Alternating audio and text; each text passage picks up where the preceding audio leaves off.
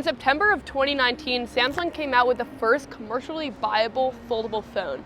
But the first time that we actually saw this concept was in 2008 by veteran brand Nokia. And then Samsung didn't really have a true competitor to their idea until 2020 when Huawei came out with the Mate X.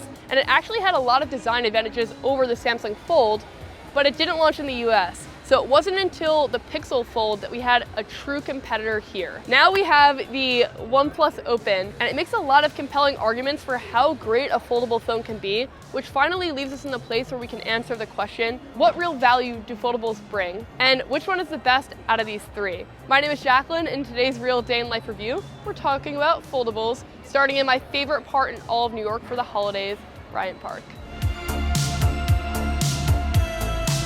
The biggest area where OnePlus really improved the foldable is in build quality. This feels like the best built foldable that I've ever tried. The hinge is very robust. The phone goes completely flat when you unfold it.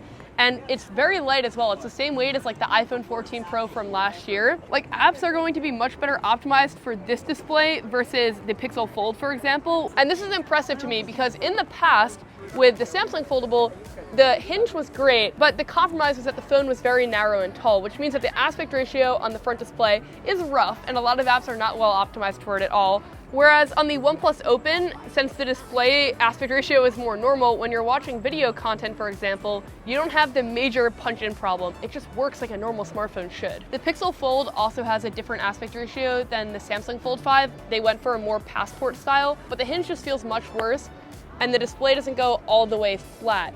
It just is very impressive to me that a company like OnePlus, which obviously has less money than Google or Samsung, is able to compete on a build quality level and really show us what a foldable can be like when done right. Now, I will say that the Pixel Fold and the Samsung Fold 5 do have other design advantages over OnePlus, like for example, wireless charging is one. Another design example will come through in the cameras that we'll test out later in this video. In my opinion, the OnePlus Open makes the most compelling argument of what a foldable form factor should be like, and that extends to the display on the inside. The crease is almost invisible in a way that it has not been in other foldables. Wildly impressive. Once you hit capture video on the OnePlus Open, there's no like quick toggle to switch between the lenses, and that's a feature that the Pixel Fold and the Samsung Fold have, and it makes it a lot easier to hit the exact focal length you want, which I actually think is pretty important. So I would love to see them add that in a software update, because you can see it's right here before you hit recording. It would be nice if it showed up after you hit recording. And we're testing it at the s'more shop because we're about to get some holiday hot chocolate.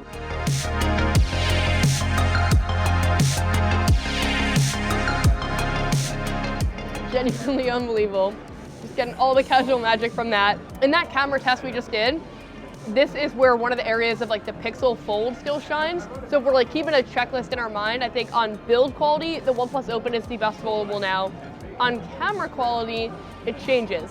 Even though there's like this giant camera sensor on the back and it says Hasselblad, and you'd think it'd be amazing, Google still just has the best image quality in comparison, in my opinion, and the image processing looks really good. So it's able to deal with like a lot of like highlights and information and dynamic range better than other cameras are able to deal with that. And I also think that the layout, like the UI, makes a little bit more sense from a consumer perspective.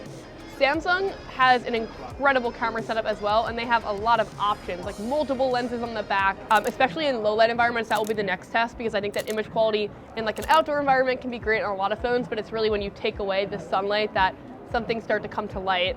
No pun intended on that one.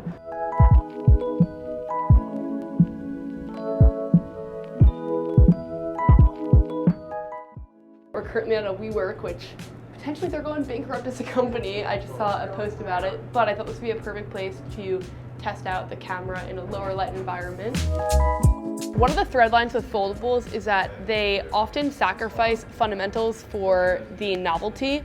And the goal is to have the sacrifice of fundamentals be as low as possible and then get all the benefits of the novelty. And I think that this is one of the years where they've come close with camera quality. It looks great. It's not as good as like the 15 Pro or the Pixel 8 Pro or the Samsung Galaxy S23 Ultra. Like the flagships, regular versions still have better cameras, but for normal lighting environments, it looks great.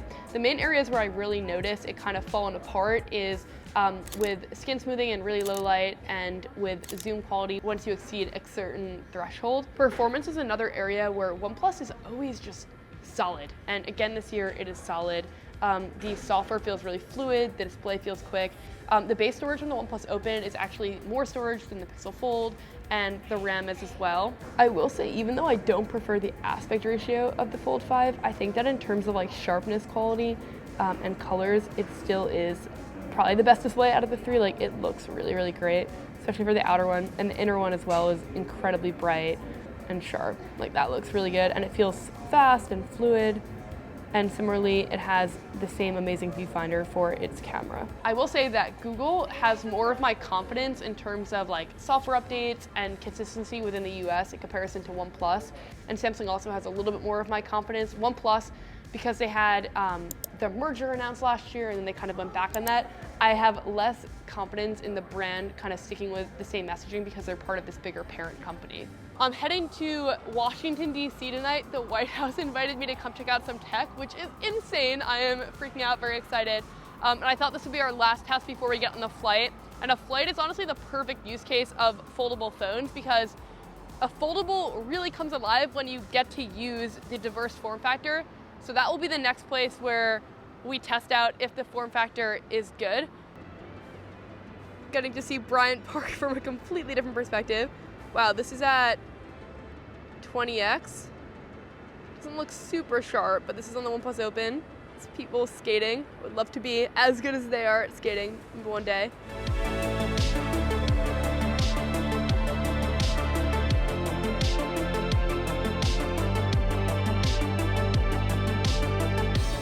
Okay, I'm just arriving at the airport, and this is actually a perfect use case of a foldable phone. Like, travel days are really where it comes alive because you get this dual form factor where it fits in your pocket, but then you have immediate consumption device on the flight. It's also 6:30 and my flight is taking off in an hour, so I'm not leaving myself a long time to get this flight. Definitely cutting it a little close. Okay, casual magic for security and going to my gate with 2 minutes to spare.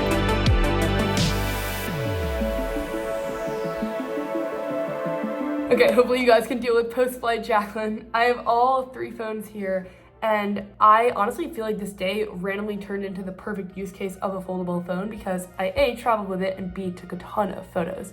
And it brought 3 main points to mind for me. The first one is that I am always an early adopter for tech things because I'm obsessed with them, but I have not used a foldable phone as my main phone because the risks of durability and the downsides of not having the best-in-class camera has always prevented me from having it as my main device when I'm not reviewing it, even though I have loved both the Pixel Fold and the Samsung Fold 5.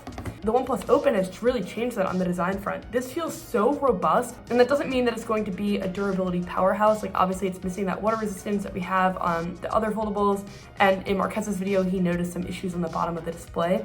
But it feels much more premium than other foldables have felt in the past, and it also has a normal aspect ratio for the front, which is really huge actually. Point number 2 is that I noticed that the OnePlus Open doesn't have as good of a camera as the Pixel Fold and Z Fold 5 for most things. It's a pretty good camera, but for myself, as a smartphone user, the main things that I optimize for are performance, camera tech, and software. And so if those are the main things that I really care about, then a traditional smartphone is still going to be the one for me because flagships max out those categories better than a foldable can. I love seeing innovation, and foldable phones feel like that to me. They feel different and new, and I'm very, very impressed with what OnePlus is able to do here. And I feel like the state of foldable phones is in an interesting spot where you get extra utility, like for example, going on a flight and then having a big display to watch movies on. But I think that the niche user that would optimize and prioritize that at this price point of between $1,600 and $1,800 is still a very small market size. So I think this video may do well. I think people may really look up this phone and be interested in it. But I think that in terms of like actual dollars spent, we're gonna still see that it spent a lot more on traditional flagships over foldable phones. And if you wanna check out the Samsung Fold or the Pixel Fold in more depth, you can click on these videos right here so we can hang out more. And thank you so much. I'm so excited for the White House tomorrow, and it's all because of you.